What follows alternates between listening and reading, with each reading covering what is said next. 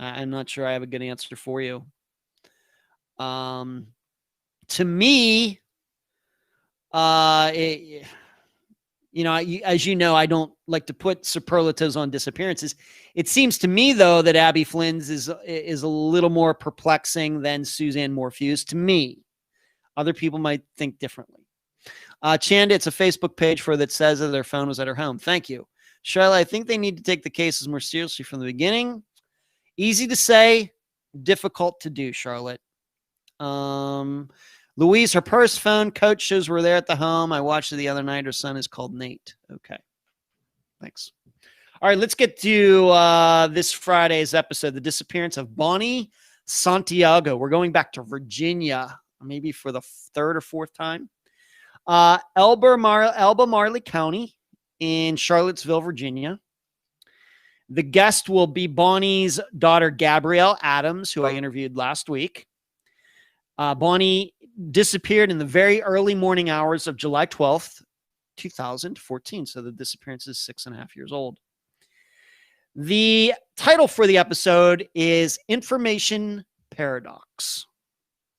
And the reason that is that Bonnie's, at least on the surface, plays out very much like Angela Green's or Marion Hurley's two disappearances we covered recently, in that these women, the men in their lives claim that, yeah, she just took off. She got in a car and left. Of course, with Angela Green, she was at a hospital and she died, and then the husband doesn't want to say where she was buried or anything else. I don't think anybody believes that. On the surface, Bonnie's disappearance is very much like that. Her boyfriend, Javier, says that she and he got in a fight and she stormed out of the house. You start thinking, well, how can we believe that? I agree. And we quickly jump, to a conclusion that we think that Javier's lying and he probably did something to her. But then you're going to hear a lot more information that might not back that up, because what happens is that when police did show up, Bonnie was driving a friend of hers van, and when they had to break into the van because the keys were missing. They found Bonnie's phone in the car or in the van. They found her flip-flops. They found her medication, but they also found some blood that is believed to be hers, although we don't have any DNA proof to back that up. And they also found a footprint of hers on the passenger side windshield on the inside, which could lead you to believe that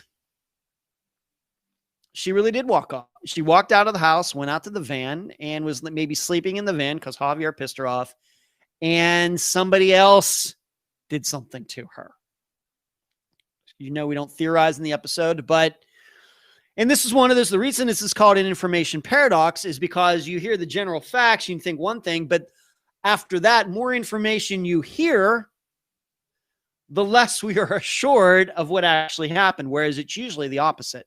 The more information you get, the more you can narrow down the choices. Whereas it seems, I think, in Bonnie's disappearance, the more facts you're going to hear, the more it opens up to more possibilities.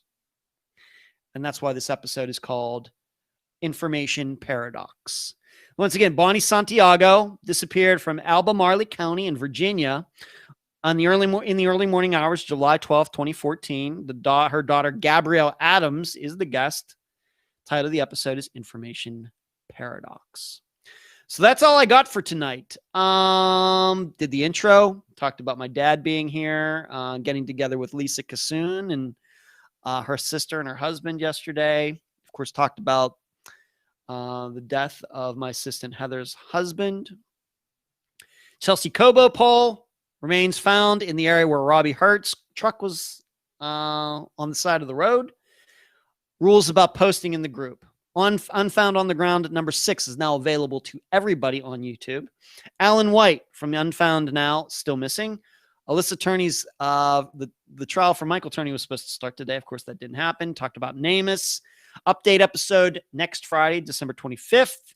Talked about Abby Flynn. Talked about Echo Lloyd. And then talked about The episode for this Friday took a bunch of questions regarding music and Christmas and everything else. It was a fantastic show. And now it's done. So thank you all. Hope you all have a great week. You will hear the episode on Friday. It's going to come out its regular time, 2 p.m. Eastern. And I hope you have all your Christmas shopping done. I've done some of my Christmas shopping. Still have to do some more. Thank you all. Thank you for the support. Kristen, thank you for the very, very, very generous donation through Super Chat tonight. Once again, if you'd like to contribute to the program, patreon.com/Unfound Podcast or paypal.me/Unfound Podcast. Please like this video before you leave tonight. Subscribe to the channel.